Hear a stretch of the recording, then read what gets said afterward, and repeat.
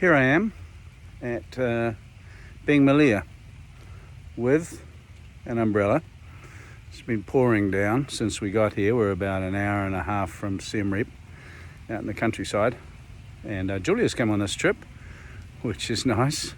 I have been down there, that way, waiting for the rain to stop, and when it did, I was having a beer. The ticket guy who went over to check Julia's ticket, we're the only people here, Julia and I. It's not visited by many people at all. He had to hop across on his crutches because he only has one leg. So I saw where he was sitting in a little restaurant, and I saved him the bother of going across in the rain and took my ticket to him. At which point he said, why don't you have some rice wine? So I had a couple of rice wines with him, which was very pleasant, and he told me a lot of the history here. This temple's only been accessible for the last 8 years. Prior to that, it was so heavily mined it was off limits. And he was one of the demining crew, and subsequently lost his leg during that effort, and some compensation. He's been given the job as a ticket collector. Yeah, such is the world and the way it goes around. Anyway, I'm here now. This is the entrance to Beng Mealea. As you can see, it's almost a ruin. The whole temple's charm is the fact that it is a ruin and it has been taken over by the jungle. So I'm looking forward to my visit inside, and I will make a video in there and bring you up to date with what it's like. Well, I barely walked in the door, and it's extraordinary here. This temple was built sometimes Angkor Wat, which is about 900 years ago, by Jayavarman II, just to give you a quick history. It's in Angkor Wat style, but quite different to Angkor Wat, as you'll quickly see. This is what might be described by an optimistic real estate agent as a home handyman's dream.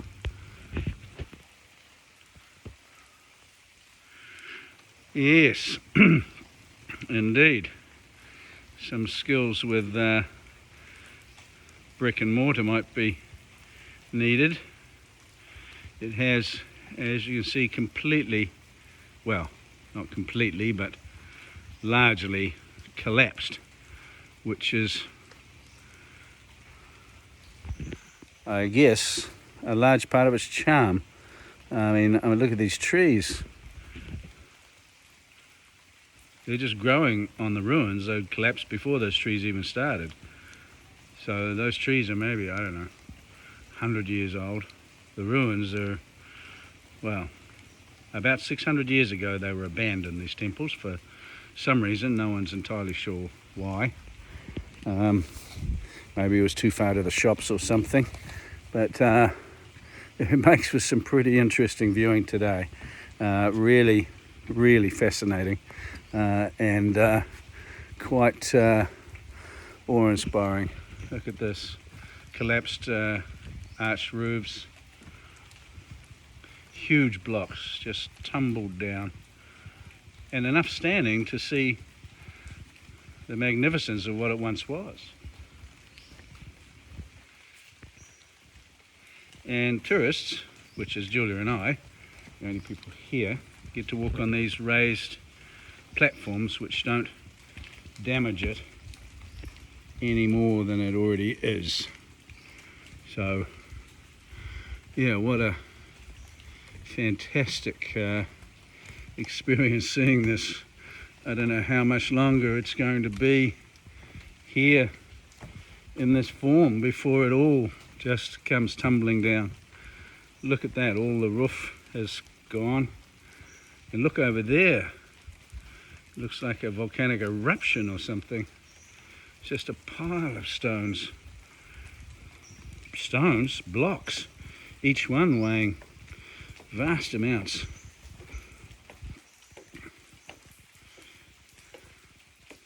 You see how beautiful it once was before it all started to go. There's the collapsed masonry behind it.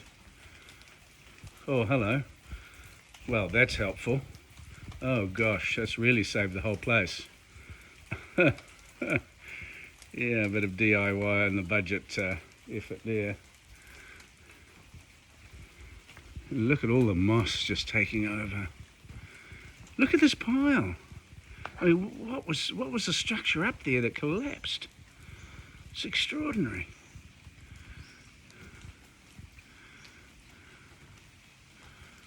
It's so silent, just the raindrops and me rabbiting on. Look at it all. Look at this tree, just making itself right at home. And look how strong the structure is. The tree hasn't troubled it. I don't know what made the other structures collapse. Oh look, there's Julia.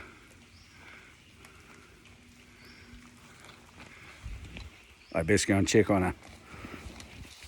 Bye. Okay, I'm going to show you the typical Angkorian sort of corbel arched roof. Here it is here.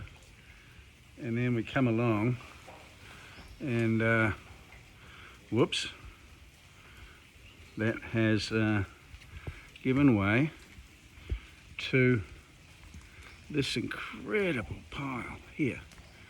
I can't imagine what was so high or large that it's collapsed and left that pile of stones, because they certainly, the archaeologists today are certainly not stacking them up in piles. They're laying them where they fell and numbering them.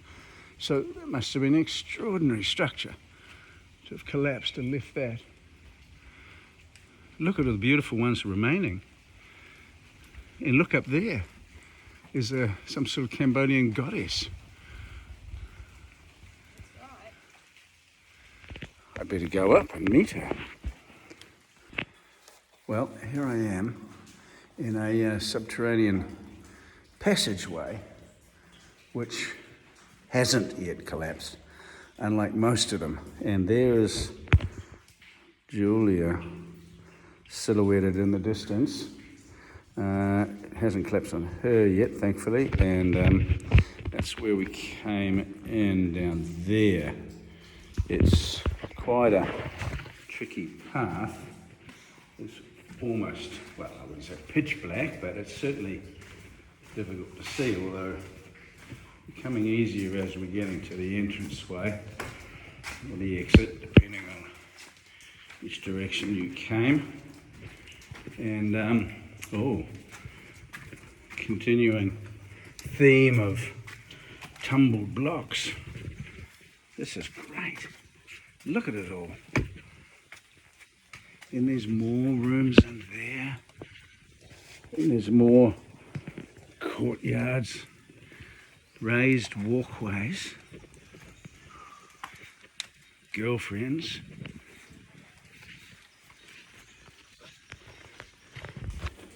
So yes, it all continues at Beng Mealea. Very interesting temple. So here we are at Bakong Temple. Yet another temple, a busy day.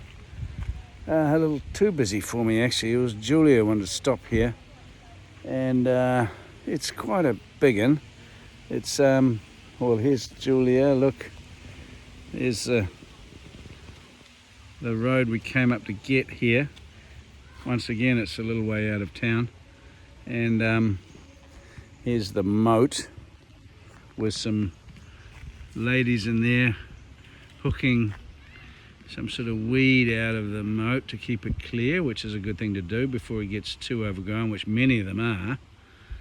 And there's the temple down there.